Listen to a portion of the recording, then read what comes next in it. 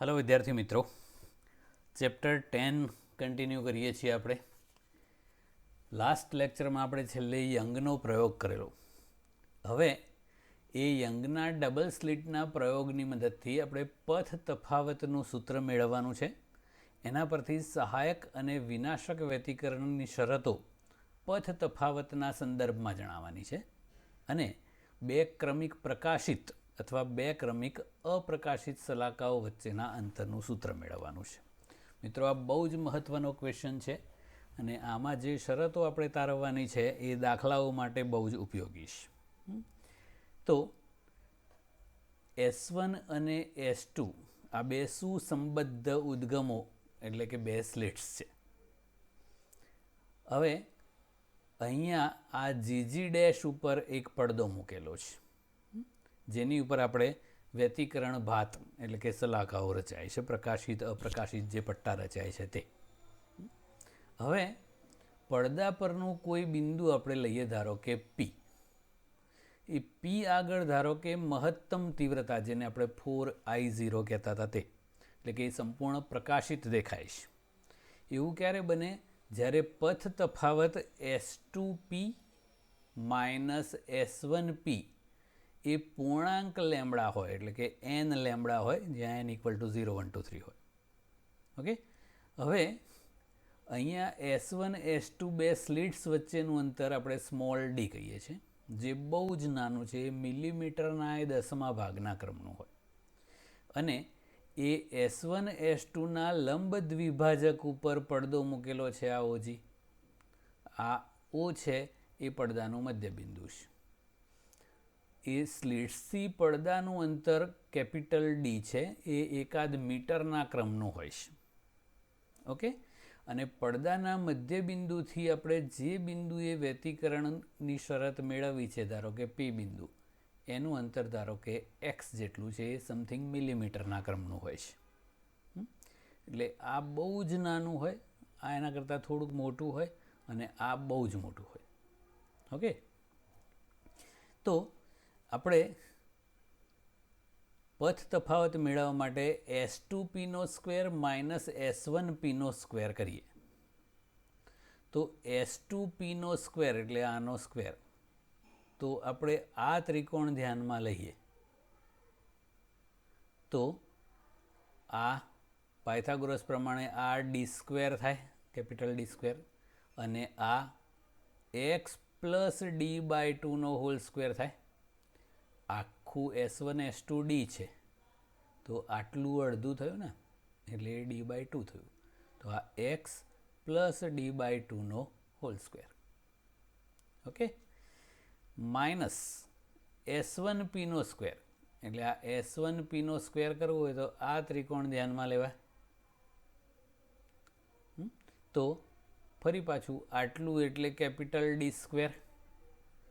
આટલું d/2 છે, તો બાકીનું ઉપરનું છે x - d/2 થાય, એટલે x - d/2 whole square. Okay. તો આપણે આખાનું સાદુરૂપ આપી દઈએ તો ફાઇનલી આપણને -2xd મળશે. બાકીનું બધું ઉડી જશે. આ d² ને -d² ઉડશે, પછી આના મધ્યમ પદો, એ બધું કરતાં આટલું બચશે, -2xd. એ P બિંદુ આ બાજુ લો તો એવું આ +2xd આવે. હવે આને આપણે આ a² - b² એટલે a - b a + b ની રીતે લખી શકીએ. તો આ S2P² માઇનસ S1P² એટલે S2P - S1P S2P + S1P લખાય. તો એ S2P + S1P ને નીચે લઈ લીધું અને આપણે અહીંયા ધન મૂલ્ય જ લીધું છે. તો S1P એટલે આટલું થાય અને S2P એટલે આટલું થાય. આમ પણ અહીંયા સ્મોલ x અને સ્મોલ d આ તો બહુ જ નાના છે કેપિટલ Dના સંદર્ભમાં.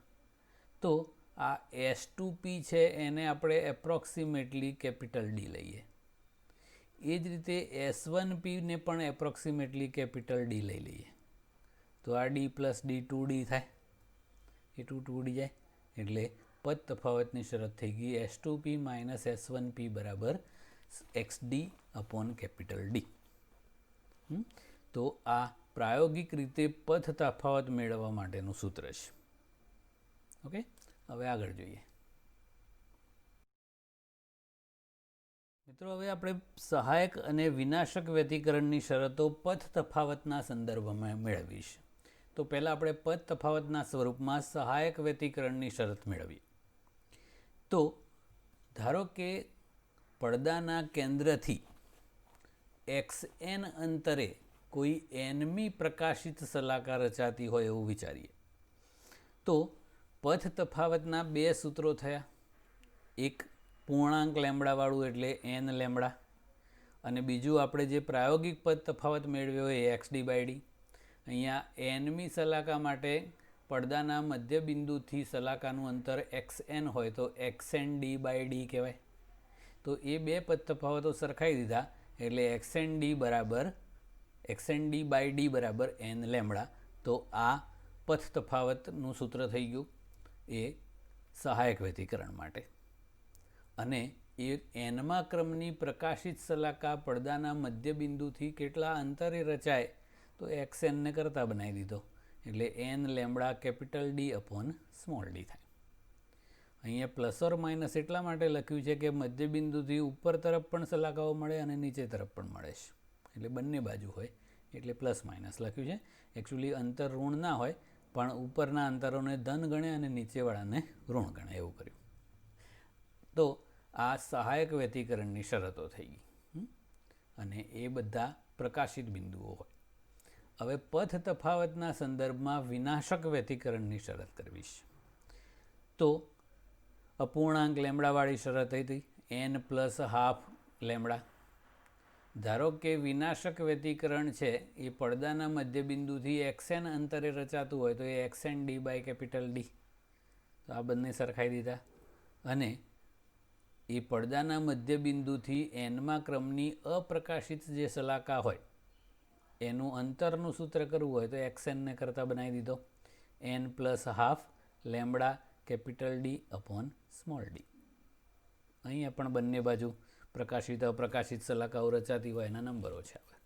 ઓકે, તો જે જગ્યાએ અપ્રકાશિત એટલે મતલબ વિનાશક વ્યતિકરણ રચાતું હોય ત્યાં આપણને અપ્રકાશિત શલાકાઓ જોવા મળે. તો આ રીતે પડદાના મધ્યબિંદુ પર પ્રકાશિત શલાકા હોય, પછી બંને બાજુ અપ્રકાશિત, પછી પ્રકાશિત, પછી અપ્રકાશિત, પ્રકાશિત, અપ્રકાશિત આવી શલાકાઓ જોવા મળે છે. ઓકે, તો હવે બે ક્રમિક પ્રકાશિત શલાકાઓ વચ્ચેનું અંતર આપણે કરવું છે. તો ધારો કે પડદાના મધ્યબિંદુથી Pn અંતરે કોઈ xn એટલે આ Pn બિંદુ આગળ એટલે પડદાના મધ્યબિંદુથી xn અંતરે કોઈ nમા ક્રમની પ્રકાશિત શલાકા રચાય છે. એના તરતની પછીની જે પ્રકાશિત શલાકા છે એ n+1 ક્રમની હોય, કે આ 5મી હોય તો આ 6ઠ્ઠી એમ. તો આ nમા ક્રમની હોય તો આ n+1 ક્રમની. પડદાના મધ્યબિંદુથી ધારો કે x ઓફ n+1 અંતરે રચાય છે P ઓફ n+1 બિંદુ આગળ. તો આ બે ક્રમિક પ્રકાશિત શલાકાઓ થઈ ગઈ nમા ક્રમની અને n+1 ક્રમની. એ બે વચ્ચેનું અંતર એટલે બે ક્રમિક પ્રકાશિત શલાકા વચ્ચેનું અંતર બીટા કહેવાય છે. એ મેળવવું હોય તો આપણે આ મોટા અંતરમાંથી આ નાનું અંતર બાદ કરવું પડે. તો એ બે ક્રમિક પ્રકાશિત શલાકા વચ્ચેનું અંતર કરવું હોય તો x ઓફ n+1 માંથી xn બાદ કરવું પડે. તો x ઓફ n+1 તો આમાં nની જગ્યાએ n+1 મૂકવાનું એટલે n+1 lambda capital D by small d minus xn એટલે આ પોતે જ n lambda capital D upon small d. પછી કૌંસ છોડ દો તો આ n lambda capital D upon small d ઉડી જશે અને 1 લેમ્બડા D બાય d બચે. તો આ થયું બે ક્રમિક પ્રકાશિત શલાકા વચ્ચેનું અંતર. મિત્રો, આની ખાસિયત શું છે કે બે ક્રમિક પ્રકાશિત સલાકા વચ્ચેનું અંતર છે એ સલાકાઓના ક્રમ પર આધાર રાખતું નથી. મતલબ કે પહેલી બીજી સલાકા વચ્ચે જેટલું અંતર હોય એટલું જ પાંચમી છઠ્ઠી વચ્ચે હોય ને એટલું જ 10મી ને 11મી વચ્ચે પણ હોય. આને સલાકાની પહોળાઈ પણ કહેવાય છે. તો એનો મતલબ કે કોઈ પણ સલાકાની પહોળાઈ એક સમાન જ હશે. બે ક્રમિક અપ્રકાશિત સલાકા વચ્ચેનું અંતર કરવું હોય તો અહીંયા જેમ સહાયક વ્યતિકરણની શરત મૂકી છે એવું આ વિનાશક વ્યતિકરણની શરત મૂકવાની, તોય આટલો જ જવાબ આવે છે. મતલબ કે બે ક્રમિક અપ્રકાશિત સલાકા વચ્ચેનું અંતર પણ આટલું જ હોય છે. એટલે કે બધી જ પ્રકાશિત સલાકાઓ અને બધી જ અપ્રકાશિત સલાકાઓની પહોળાઈ એક સમાન હોય છે. પણ પ્રકાશિત સલાકાઓની તીવ્રતા 4I0 જેટલી મહત્તમ હોય અને અપ્રકાશિત સલાકાઓની તીવ્રતા 0 હોય છે. તો વાસ્તવમાં વ્યતિકરણમાં છે ઉર્જાની વહેંચણી થતી હોય છે. એટલે કે અપ્રકાશિત ભાગમાંથી જે પ્રકાશ ઉર્જા છે એ પ્રકાશિત ભાગમાં ટ્રાન્સફર થતી હોય છે. કારણ કે ઉર્જાનો વ્યય ના થઈ શકે, એટલે નાશ ના થઈ શકે એટલા માટે. ઓકે, હવે નેક્સ્ટ, યંગના બે સ્લિટના પ્રયોગમાં small x, lambda, capital D અને સ્મોલ ડીને સાંકળતા પદ તફાવત અને બે ક્રમિક પ્રકાશિત સલાકા વચ્ચેના અંતરના સૂત્રો દર્શાવી એના આધારે વ્યતિકરણ ભાતની સમજૂતી આપો. તો મિત્રો આપણે પદ તફાવતનું વ્યાપક સૂત્ર કરી દીધું XD/D અને બે ક્રમિક પ્રકાશિત અથવા બે ક્રમિક અપ્રકાશિત સલાકાઓ વચ્ચેનું અંતર પણ કર્યું બીટા બરાબર lambda capital D upon small D. હવે જો પથ તફાવત 0 હોય એવો બિંદુ આપણે લઈએ, એ પડદાનું મધ્ય બિંદુ હોય તો આમ થાય ને S1O અને S2O બંને સરખા હોય તો પથ તફાવત 0 થઈ જાય. પથ તફાવત 0 હોય તો આ બધું 0 અને ત્યાં 0માં ક્રમની પ્રકાશિત સલાકા રચાય. એટલે પડદાના મધ્ય બિંદુ પર હંમેશા વ્યતિકરણ સલાકા હોય એ પ્રકાશિત જ હોય ફરજિયાત. 0માં ક્રમની પ્રકાશિત સલાકા, પછી એની બે બાજુ અપ્રકાશિત, પછી પ્રકાશિત અપ્રકાશિત એવી આવતી જાય છે. તો એ સલાકાઓ કેવી રીતની હોય છે એ તો આપણે બે અલગ અલગ કિસ્સાઓ લઈએ છીએ. પહેલાં સ્મોલ ડી બરાબર 0.005 મિલીમીટર હોય એવો કેસ લઈએ. પછી એ અંતર વધારીને 5 ગણું કરી દઈએ સ્લિટની બે, એટલે S1 S2 બે સુસંબદ્ધ ઉદ્ગમો વચ્ચેનું અંતર આ સ્મોલ ડી છે તે. તો પહેલાં સ્મોલ ડી બહુ જ નાનું લઈએ તો આ બીટા બહુ મોટું મળે. એટલે બે ક્રમિક સલાકા વચ્ચે અંતર મોટું હોય મતલબ કે સલાકાઓની પહોળાઈ વધારે હોય, એટલે આવી છૂટી છૂટી સલાકાઓ મળે. મિત્રો આ છેડા આગળ આમ વળી ગઈ એનું કારણ એક વિવર્તન નામની ઘટના છે. એટલે આપણે વચ્ચેની સલાકાઓ જોઈએ તો ઓલમોસ્ટ સમાંતર જેવી હોય છે. ઓકે, ટૂંકમાં સ્મોલ ડીનું મૂલ્ય જેટલું નાનું હોય એટલે બે સુસંબદ્ધ ઉદ્ગમો જેટલા વધુ નજીક હોય એટલું વ્યતિકરણ ભાત વિસ્તૃત હોય અને સલાકાઓ વધુ પહોળાઈની હોય છે. હવે એ સ્મોલ ડીનું અંતર છે એ બે સ્લિટ વચ્ચેનું અંતર એ વધારીને 5 ગણું કરી દઈએ તો આ 5 ગણું કરો તો આ 5મા ભાગનું થઈ જાય. એટલે સલાકાઓ એકદમ નજીક સાંકડી થઈ જાય. તો આ રીતની મળે. એકદમ વચ્ચોવચ હોય કમ્પલસરી પ્રકાશિત હોય, પછી એની બાજુ બે બાજુ છે આ બ્લેક એ અપ્રકાશિત, પછી પાછી પ્રકાશિત અપ્રકાશિત. તો આ રીતે એકદમ રેગ્યુલર સલાકાઓ મળે. આને યંગની વ્યતિકરણ સલાકાઓ કહેવાય છે. ઇંગ્લિશમાં એને ફ્રિન્જીસ કહે છે. ઓકે, તો આ યંગની વ્યતિકરણ સલાકાઓની એટલે કે એની વિવર્તન ભાત વિશેની માહિતી થઈ.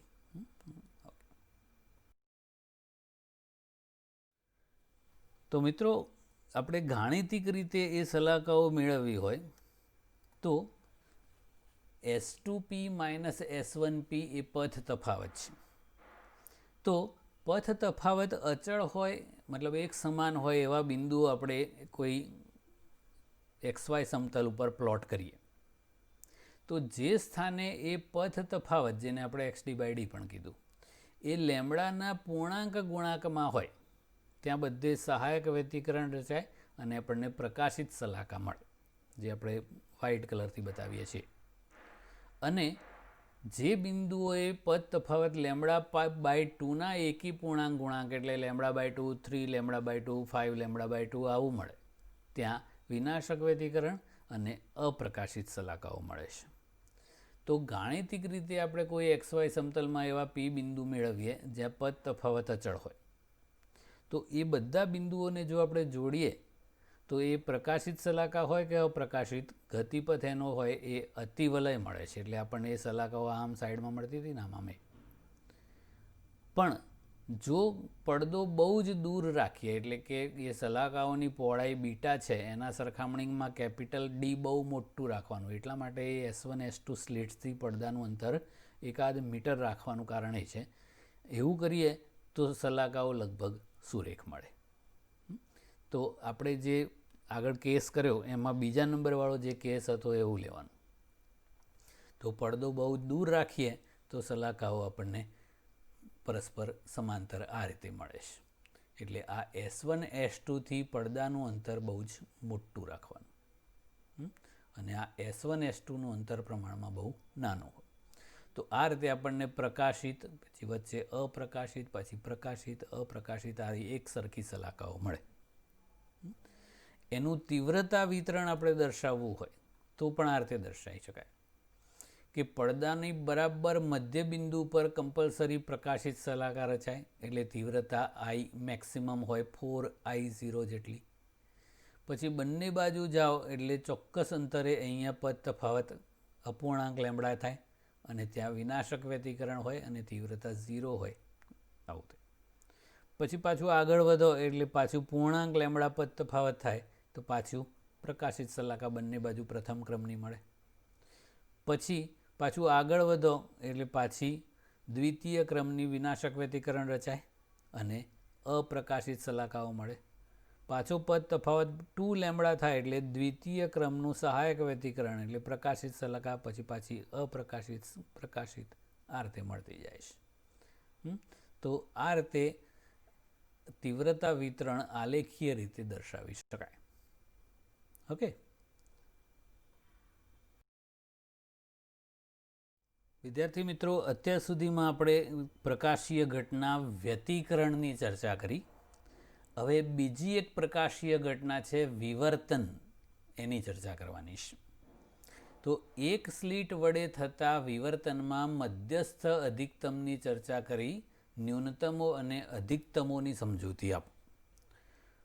તો મિત્રો, વિવર્તન છે એ કોઈ અડચણ હોય, આવી કોઈ સ્લિટ, તો અડચણની ધાર આગળથી તરંગની વાંકા વળવાની ઘટના છે.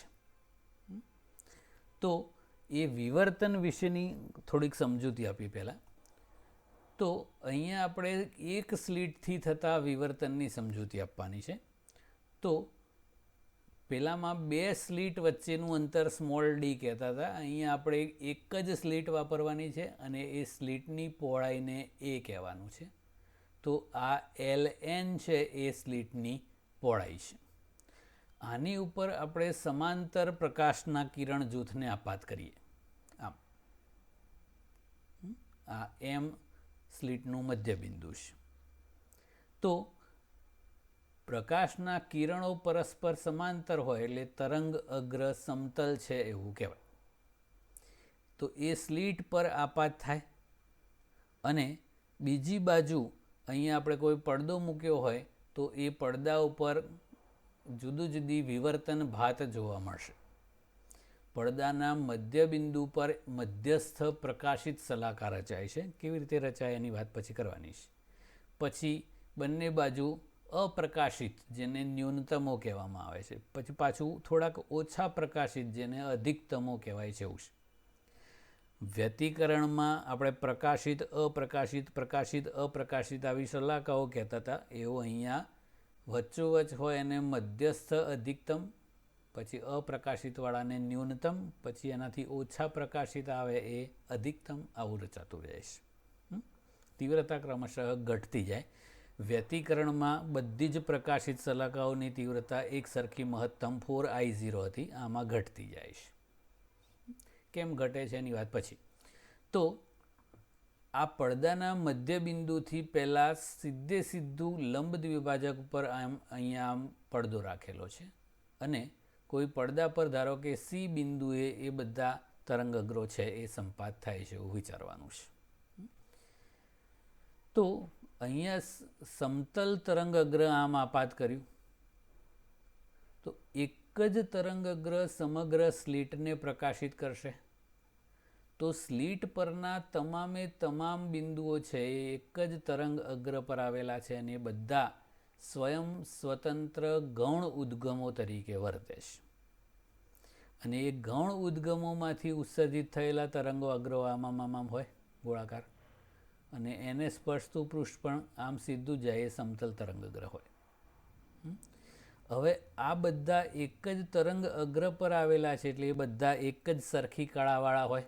તરંગ અગ્ર છે એ સમાન કળામાં દોલન કરતા કણોને જોડતું કાલ્પનિક પૃષ્ઠ છે. એટલે હવે એ તરંગ અગ્રો આગળ વધે અને અહીંયા કોઈ બહિર્ગોળ લેન્સ મૂક્યો હોય તો એ મુખ્ય કેન્દ્ર પર પડદા પર કેન્દ્રિત થાય. તો એ પથ તફાવત અનુસાર કાં તો ત્યાં તીવ્રતા મહત્તમ મળે અથવા શૂન્ય મળે અથવા મિનિમમ મળે છે. તો એ અનુસાર આપણે 3 પ્રકારની શરતો મેળવવાની છે: મધ્યસ્થ અધિકતમ, પછી ન્યૂનતમ અને અધિકતમોની. હવે આ સીધા જાય એની વાત કરી, એવું વિવર્તન પામીને કોઈ થીટા ખૂણે જાય એવી વિચારીએ તો એલમાંથી નીકળતું તરંગ અગ્ર અને એનમાંથી નીકળતું તરંગ અગ્ર, તો એ બે વચ્ચે કંઈક પથ તફાવત ઉત્પન્ન થાય છે. એ થીટા ખૂણે વિવર્તન થતું હોય ત્યારે તો એ પ્રમાણે તીવ્રતામાં ફેરફાર થઈ જતો હોય છે. તો સ્લિટની નજીક જે તરંગ અગ્રો છે એ બધા ગૌણ ગોળાકાર તરંગ અગ્રો છે અને એ સ્લિટના સમતલને સમાંતર એટલે આમ હોય. પછી જે વિવર્તન પામ્યા સિવાય જાય એ એમ જ જાય તો એના માટે થીટા 0 થાય. પછી આમ થીટા અલગ ખૂણે વિવર્તન પામ્યા એવું આ બાજુ પણ હોય. તો ટૂંકમાં ઉત્સર્જિત થાય જ્યારે અહીંયાથી ત્યારે એ બધા એક સમાન કળાવાળા હોય છે. હવે ત્રાંસા જાય એમની વચ્ચે પદ તફાવત ઉત્પન્ન થાય અને એ થીટા 0 ના હોય એવા ખૂણા માટે જાય ત્યારે કંઈક પદ તફાવત ઉત્પન્ન થાય અને એ પદ તફાવત કેટલો છે એ અનુસાર એમાં અધિકતમ અને ન્યૂનતમો રચાય. તો વ્યાપક રૂપે પથ તફાવત કેવી રીતે ગણવામાં આવે છે એ તો અહીંયા જુઓ, એલમાંથી નીકળતું તરંગ અને એનમાંથી નીકળતું તરંગ, તો કોને વધારે અંતર કાપવું પડે? તો એનમાંથી નીકળતા તરંગને. અહીંયા એલમાંથી આમ લંબ દોર દઈએ એલ ક્યુ, તો અહીંયાથી માંડીને પાછળ આ બધાના અંતરો સરખા થઈ જાય. એનો અર્થ એવો થયો કે એલવાળા તરંગ કરતાં એનવાળા તરંગને આ એન ક્યુ જેટલું અંતર વધુ કાપવું પડે. તો પથ તફાવત ગણીએ તો આ એલથી પી સુધી કેન્દ્રિત થાય છે. ધારો કે આ એનવાળું એનથી પી પર કેન્દ્રિત થતું હોય તો એનપી વાળું મોટું હોય ને, તો એનપી માઇનસ એલપી એ પથ તફાવત થયો. તો એ આટલો થયો ને એન ક્યુ જેટલો, તો એ પદ તફાવત એન ક્યુ છે. આ એલએન છે એ સ્લિટની પહોળાઈ છે, એને સ્મોલ એ કીધું. જો આ વિવર્તન કોણ આપણે થીટા લઈએ તો આ ખૂણો પણ થીટા થાય છે ને. આ એલએન અને એલ ક્યુ વચ્ચેનો જે ખૂણો હોય તે, તો એમાં સાઇન થીટા વ્યાખ્યાયિત કરો તો સાઇન થીટા બરાબર એન ક્યુ અપોન એ, માટે એન ક્યુ બરાબર એ સાઇન થીટા. અને અહીંયા થીટા બહુ જ નાનો હોય એટલે સાઇન થીટા નિયરલી થીટા, એટલે આ એ થીટા છે એને પથ તફાવત કહેવામાં આવે છે. હવે એ થીટાનું મૂલ્ય કેવું છે એ અનુસાર આપણને અલગ અલગ શરતો મળશે. તો એ શરતો આપણે કરીએ. હવે તો મિત્રો બરાબર ધ્યાન આપજો. હવે આપણે સ્લિટના બે સરખા ભાગ વિચારીએ. એક LM અને બીજો MN. આ M1 છે એ પહેલા ભાગ LMનું મધ્યબિંદુ છે અને બીજો ભાગ જે MN છે એનું મધ્યબિંદુ M2 છે. તો એ બે વચ્ચેનો પથ તફાવત વિચારીએ તો M2P માઇનસ M1P, એ ધારો કે વ્યાપક રૂપે આપણે y થીટા છે એવું વિચારીએ. આ M1 અને M2 વચ્ચેનું અંતર આપણે y લીધું. એ એકચ્યુઅલી y કેટલું થશે તો આ આખું અંતર a છે, આટલું a/2 અને આટલું a/2 હોય તો M1 અને M2 વચ્ચેનું અંતર પણ a/2 થાય. એટલે આ y છે એ એકચ્યુઅલી a/2 થશે. હવે આપણે પહેલાં મધ્યસ્થ અધિકતમની શરત મેળવીશ. તો અહીંયાથી તરંગો આપાત કર્યા, આ બધા જ બિંદુઓ છે એ એક જ તરંગ અગ્ર વડે પ્રકાશિત થાય. તો આ બધા સમાન કળાવાળા હોય કારણ કે એક જ તરંગ અગ્ર પર આવેલા છે. તો એ બધા આમ સમતલ તરંગ અગ્ર સ્વરૂપે આગળ વધતા જાય. પછી કોઈ બહિર્ગોળ લેન્સ મૂકો તો આપણને પડદા પર કોઈ C બિંદુએ કેન્દ્રિત થતા જોવા મળે. તો બધા તરંગો એક સાથે ઉત્પન્ન થયા એટલે બધાની કળા સરખી હતી અને એક સાથે C બિંદુ પર પડદાના મધ્ય બિંદુ પર ધારો કે પહોંચે તો એક સાથે પહોંચ્યા તો એક સાથે પહોંચે તો કળા પણ સરખી જ હોય. કળા તફાવત શૂન્ય અને પથ તફાવત પણ શૂન્ય હોય તો ત્યાં એકબીજા સાથે સહાયક વ્યતિકરણ રચે અને મધ્યસ્થ અધિકતમ રચે છે. એટલે એ બિંદુ તીવ્ર પ્રકાશિત હોય. તો થીટા બરાબર 0 હોય એટલે વિવર્તન પામ્યા સિવાય સીધા જે તરંગો જાય એ પડદા ઉપર મધ્યસ્થ અધિકતમ રચે છે. એટલે મધ્યસ્થ અધિકતમ રચવા માટેની શરત થઈ ગઈ થીટા બરાબર 0. ઓકે, ડિટેલ સમજવું હોય તો આ રીતનું થાય છે. આમાં આમ C બિંદુ તો સમાંતર તો અનંત અંતરે જતા રહે ને, કેન્દ્રિત કરવું હોય તો આવું બહિર્ગોળ લેન્સ મૂકવો પડે. તો અહીંયાથી જે તરંગઅગ્રો આવે એ તરંગઅગ્ર સમતલ હોય, કિરણો સમાંતર હોય. તો આ સ્લીટ પર આપાત થયા. અહીંયાથી જે સીધા આગળ વધે એની વાત કરવાની. તો અહીંયા આવે જે તરંગોને લેન્સમાં વધારે અંતર કાપવાનું છે એને હવામાં,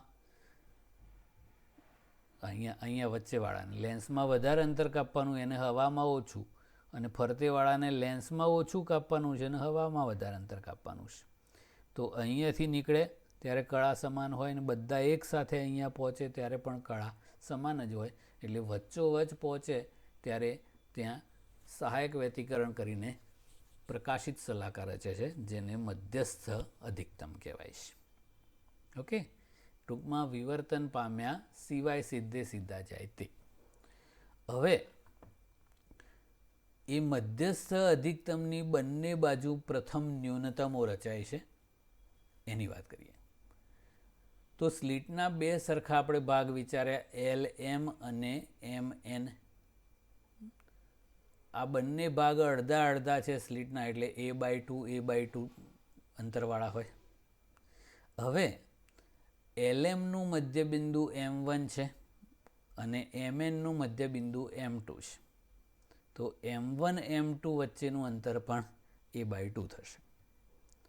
હવે M1 M2 વચ્ચેનો પથ તફાવત આપણે વિચારીએ તો પેલામાં જેમ a થીટા લેતા હતા આ બે વચ્ચે હોય તો આ M1 M2 વચ્ચેનો અંતર a/2 છે એટલે પદ તફાવત a/2 થીટા થશે.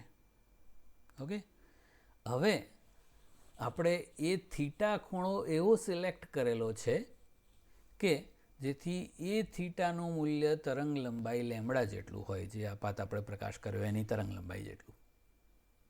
તો આ એ થીટાની જગ્યાએ લેમ્બડા મૂકી દો તો આ M2P માઇનસ M1P એટલે લેમ્બડા/2 થાય. એટલે આ M1 અને M2 વચ્ચેનો પથ તફાવત લેમ્બડા/2 થયો.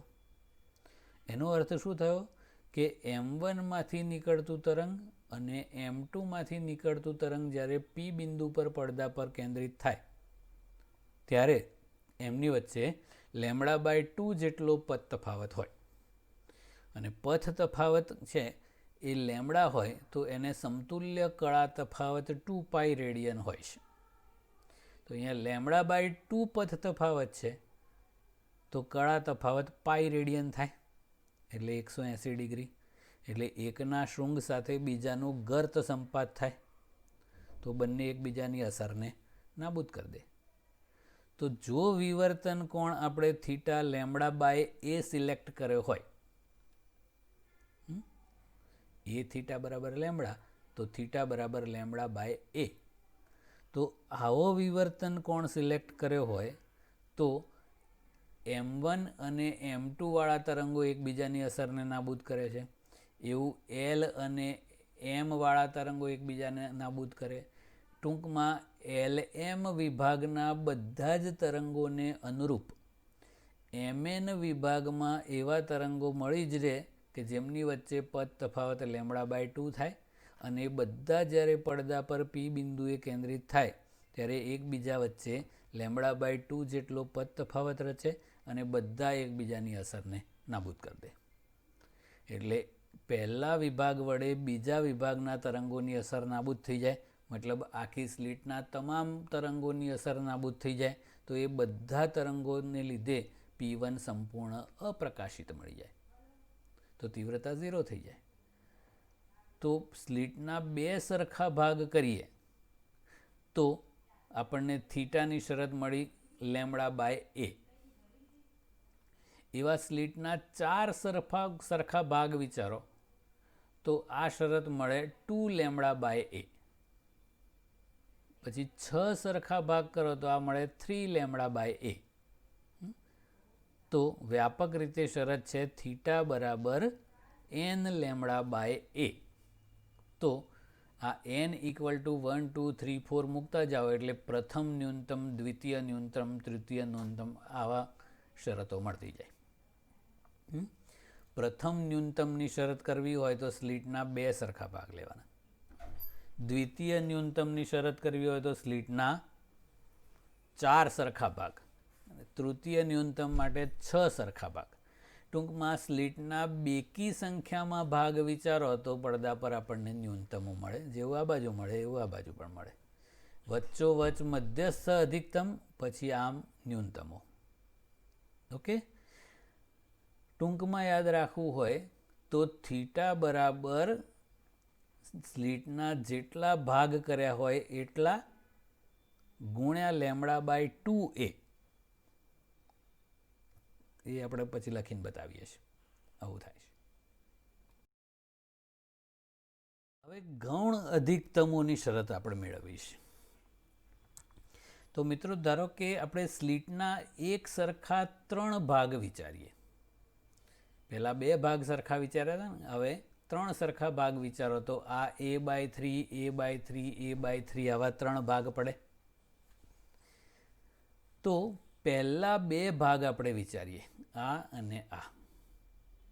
તો Lમાંથી નીકળતું તરંગ અને આ બિંદુએથી એટલે બીજા ભાગના છેડાથી નીકળતું તરંગ, તો એ બંને વચ્ચેનો પથ તફાવત છે એ 2/3a થીટા થશે. આખી સ્લિટ માટે a થીટા હતો ને પથ તફાવત, એવું આ 2/3 ભાગની સ્લિટ છે તો 2/3a થીટા એવું થાય. તો થીટા બરાબર 3/2 અને λ/a આ પદ તફાવતની શરત થશે. 3/2 λ/a. હવે એ પથ તફાવત છે a theta A 2/3a theta કર્યો. એમાં થીટાની કિંમત આટલી મૂકી દઈએ આપણે 3/2 λ/a. તો 3 3 ઉડી જાય અને a ઉડી જાય, 2 2 પણ ઉડી જાય. તો આ 2/3a થીટાની કિંમત મળી લેમડા. તો આ અને આ બિંદુ વચ્ચે પદ તફાવત લેમડા થયો. આટલા ભાગનું વિચારો તો λ/2 પદ તફાવત થાય, આટલાનું λ/2 થાય. એટલે આ વિભાગના તરંગો છે એ આ બીજા વિભાગના તરંગો છે એમની વચ્ચે λ/2 પદ તફાવત રચીને એકબીજાની અસરને નાબૂદ કરતા હોય. પણ જે ત્રીજો ભાગ છે આ એને નાબૂદ કરે એવા તરંગોનું કોઈ હાજર નથી.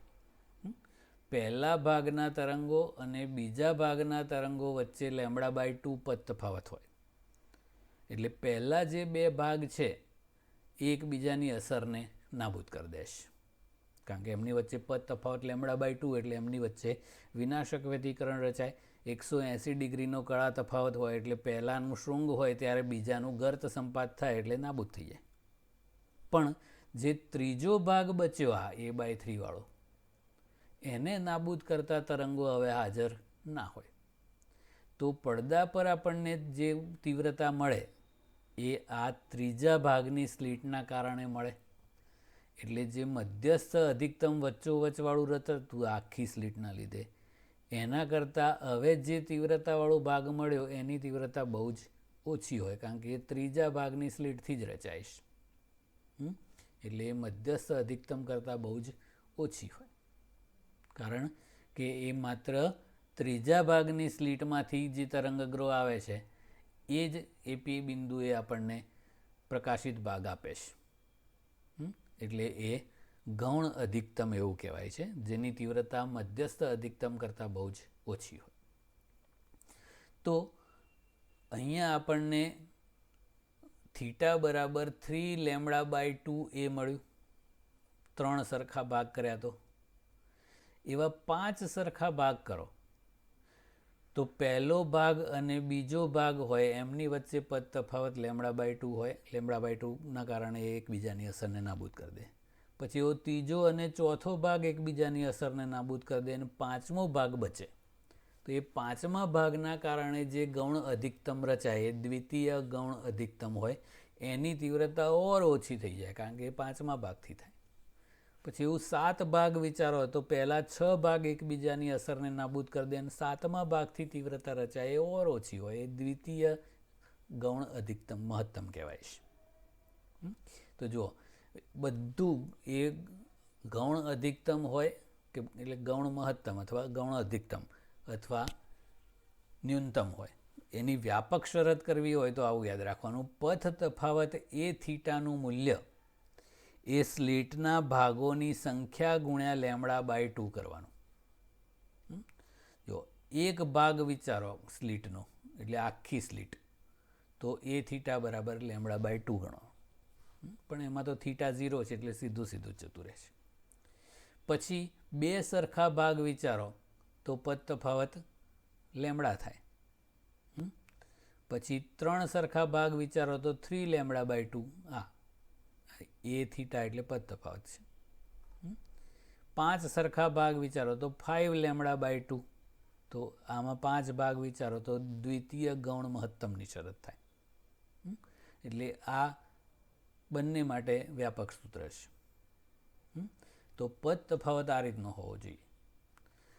આમાં આપણે વાત કરીએ તો 3 ભાગ કરો તો 3λ/2 એ, 5 ભાગ કરો તો 5λ/2 એ, 7 ભાગ કરો તો 7λ/2 એ, એટલે વ્યાપક રૂપે એકી λ/2 એ. તો વ્યાપક શરત લખવી હોય તો આવડતે થીટા બરાબર n+12λ/a. તો n = 1 મૂકી દો એટલે આ શરત આવી જાય, એ પ્રથમ ગૌણ મહત્તમની. 2 મૂકો તો 2 + 1/2 એટલે 5/2λ/a, એ દ્વિતીય ગૌણ મહત્તમની શરત આવે. 3 મૂકો તો 7λ/2 એ આવે, એ તૃતીય ગૌણ મહત્તમની શરત. એમ તો આ વ્યાપક રૂપે ગૌણ અધિકતમો અથવા ગૌણ મહત્તમોની શરત થઈ ગઈ. તો મિત્રો ખાસ ધ્યાન રાખવાનું એ છે કે વ્યતિકરણમાં પૂર્ણાંક લેમડાવાળું હોય એ સહાયક અને પ્રકાશિત હતું, જ્યારે આમાં છે એ અહીંયા એને સામે લઈ લો એટલે પદ તફાવત થશે ને. તો આ 3λ/2 5λ/2 તો એ મહત્તમની શરત છે અપૂર્ણાંક લેમડા, અને પૂર્ણાંક લેમડાવાળી આવશે એ ન્યૂનતમોની શરત છે, એટલે આવી ઊંધી શરત છે. ઓકે. બીજું કે આમાં એનની કિંમત 1 મૂકો તો 3 ભાગ, એટલે ત્રીજા ભાગની સ્લીટથી આપણને મહત્તમ મળે, એટલે પ્રકાશિત ભાગ મળે. પછી n = 2 મૂકો તો 5મા ભાગથી મળે, પછી 7મા ભાગની. એટલે જેમ જેમ આપણે ગૌણ મહત્તમની ક્રમ વધતો જાય છે એમ એમ તીવ્રતા ઘટતી જાય છે. તો મધ્યસ્થ અધિકતમ સૌથી મહત્તમ તીવ્રતાવાળું હોય અને સૌથી વધારે પહોળાઈનું. પછી એની બે બાજુ પ્રથમ ન્યૂનતમ મળે, પછી એની બે બાજુ પ્રથમ મહત્તમ મળે, પછી દ્વિતીય ન્યૂનતમ, પછી દ્વિતીય મહત્તમ, પણ ક્રમશઃ તીવ્રતા ઘટતી જતી હોય છે. ઓકે. આની વાત કરીએ તો આવું થાય છે. જુઓ, 3 સરખા ભાગ કર્યા તો પથ તફાવત, એટલે આ છે ને એ થીટા એવું કહેવાય પથ તફાવત, એટલે 3λ/2 થયો. તો પહેલો ભાગ અને બીજો ભાગ એ બંને વચ્ચે λ/2 λ/2 વાળા પદ તફાવત હોય. આખો કરો તો લેમડા હોય. તો પહેલો ભાગ અને બીજો ભાગ છે એના તરંગો અહીંયા પહોંચે પડદા પર ત્યારે એકબીજાની અસરને નાબૂદ કરી દે. પણ આ ત્રીજા ભાગના તરંગોની અસર નાબૂદ કરે એવો કોઈ ભાગ હવે સ્લિટમાં હાજર ના હોય. એટલે આ અહીંયા જે કંઈ આપણને તીવ્રતા મળે એ આ ત્રીજા ભાગની સ્લિટથી રચાય. 5 ભાગ કરો તો 5મા ભાગથી.